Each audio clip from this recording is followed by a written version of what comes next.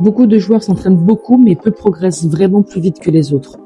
Et la différence, elle se fait pas seulement sur le talent ou sur le nombre d'heures passées à la salle, elle se fait sur la compréhension du jeu, la relation aux autres, le corps, le mental et la simplicité. Dans cette vidéo, je vais détailler point par point ce qui permet réellement de progresser plus vite sur un terrain. La première chose et la plus sous-estimée, c'est comprendre son sport. Quand je dis décortiquer son sport, c'est pas juste connaître son système ou savoir où se placer quand le coach annonce le principe de jeu. C'est beaucoup plus large que ça. C'est comprendre les schémas, les déplacements, où est-ce que je suis placé par rapport aux autres, par rapport au ballon, par rapport au panier. Mais c'est aussi où sont placés les autres par rapport à moi, la défense, aux espaces sur le terrain. Le terrain, c'est un espace qui vit, tout le monde gravite autour du panier et le premier vrai travail, c'est d'essayer de comprendre comment tout le monde fonctionne ensemble. Pourquoi ce joueur est coupé à ce moment-là, pourquoi cet espace il va s'ouvrir à tel endroit. Plus tu comprends les déplacements des autres, plus tu vas bouger naturellement. Et plus naturellement tu sais où tu vas bouger, ça veut dire que tu vas savoir quoi faire, tu vas savoir proposer des choses et on va te trouver beaucoup plus facilement. Et ça se passe par des choses qui sont très concrètes. C'est que forcément, ça passe par la première chose, c'est d'écouter ce qu'on te dit quand à tes entraînements. Ça passe par accepter de changer de position, change de position sur le match. Essaye d'autres postes, essaye de voir aussi ce que ça fait d'être dos au panier, par exemple. Ce sont des choses qui peuvent t'apporter une meilleure compréhension de ton sport. Regarder des matchs, ça il n'y a pas de secret, c'est l'une des choses les plus classiques mais qui fonctionnent vraiment. Même de jouer à Touquet, tout ça, etc. Ce sont des choses qui peuvent vous aider. Mais c'est très important de visuellement travailler vos yeux, travailler ce que vous avez à regarder parce qu'il faut que vous compreniez votre sport. Vous voulez être meilleur, vous voulez plus de balles, vous voulez être là plus longtemps sur le terrain. Il n'y a pas de secret. Il faut comprendre ce que vous faites sur un terrain. Le deuxième point très important, ça va être la relation aux autres. Plus tu joues dans le sens de ton équipe, plus les gens ont envie de jouer avec toi. Et là, ça change complètement. Parce que c'est très clair. Plus tu es intégré dans ton équipe, plus tu vas te sentir à l'aise et mieux tu vas jouer. Je te dis pas d'être un serviteur. Le but, c'est pas non plus de ne faire que des passes et de t'oublier complètement. Mais il y a ces joueurs et je suis sûr que tu connais et tu vois très bien ce type de joueurs-là. Il y a des joueurs, tu sais très bien que si tu les sers, tu vas être servi derrière. Parce qu'ils justement, ils ont la vision, parce qu'ils savent comment tu cours, comment tu te déplaces. Mais ces joueurs-là sont de fins analystes. Ils ont pris le temps de regarder, d'analyser, de comprendre comment évolue chaque coéquipier sur un terrain. Et ça, c'est le travail que tu dois faire. C'est que tu vas devoir aussi analyser tes coéquipiers. C'est bien de vouloir marquer, c'est bien de vouloir être le meilleur, mais qu'est-ce que tu vaux par rapport aux autres et comment tu évolues avec les autres. En vrai, si tu veux obtenir tout ça, il va falloir que tu apprennes à jouer aussi pour tes coéquipiers. Il n'y a pas mieux que tes coéquipiers pour te mettre en valeur. Alors ça, c'est l'une des choses qui est extrêmement importante. Que ce soit sur ou en dehors du terrain, tu vas devoir travailler ta relation avec tes coéquipiers. Le troisième point, c'est ton corps.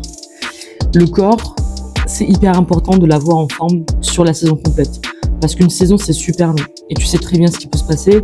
C'est qu'il peut y avoir des blessures, il peut y avoir des absences, il peut y avoir juste même un burn-out sportif. On peut être fatigué psychologiquement. Mais justement, si toi, tu as envie de jouer, si toi, tu as envie d'en faire plus, si tu as envie d'être là sur le terrain, plus par rapport aux autres, tu vas être prêt physiquement, plus tu auras l'occasion de jouer. Donc c'est super important que pendant les moments de vacances, les moments de trêve, tu travailles. Pas travailler plus, travailler intelligemment. Le but, c'est pas forcément d'aller gonfler, d'aller te développer ou quitte à même devoir te ralentir parce que tu as peut-être un peu trop poussé. Le but, c'est d'essayer de travailler les chaînes qui sont logiques. Donc souvent, c'est la chaîne postérieure, c'est de travailler ta détente, travailler tes abdos, travailler ton gainage, tout ça sur des choses qui sont essentielles sur un terrain. Renforcer les parties qui ont tendance à se blesser. Les chevilles, les articulations prennent cher au basket. Donc c'est hyper important de rester frais, de rester prêt. Et ça se joue bien plus sur ta capacité de récupération, bien même que ta capacité de préparation. Donc si tu veux être le meilleur, si tu veux vraiment progresser, ça passe aussi par là. Forcément, ça passe par un physique qui est prêt toute l'année. Prenez vos responsabilités.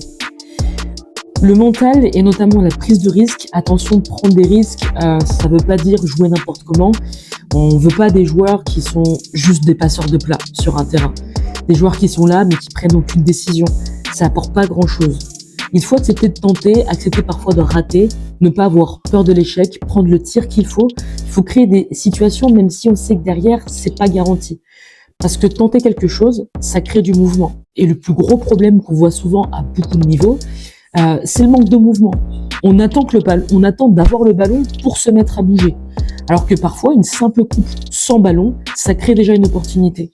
Et ça, il faut éviter d'être ce genre de joueur. Je vois encore trop de joueurs, de joueuses qui se disent « Moi, si j'ai pas le ballon, j'ai pas besoin de bouger ». Le jeu sans ballon est un jeu extrêmement important. Vous pouvez créer de sacrées occasions tout simplement parce que vous avez bougé sans ballon.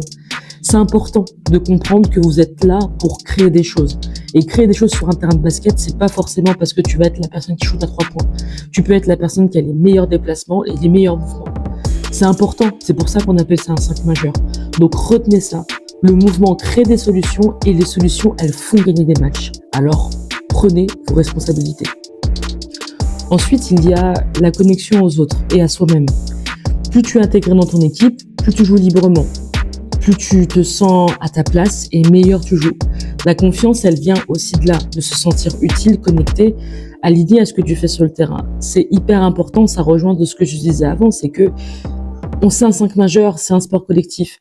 C'est très important d'avoir des liens avec les autres parce que plus facilement tu es identifié, plus derrière sur un terrain, on va savoir où te trouver, on va te lâcher, on va avoir ta place.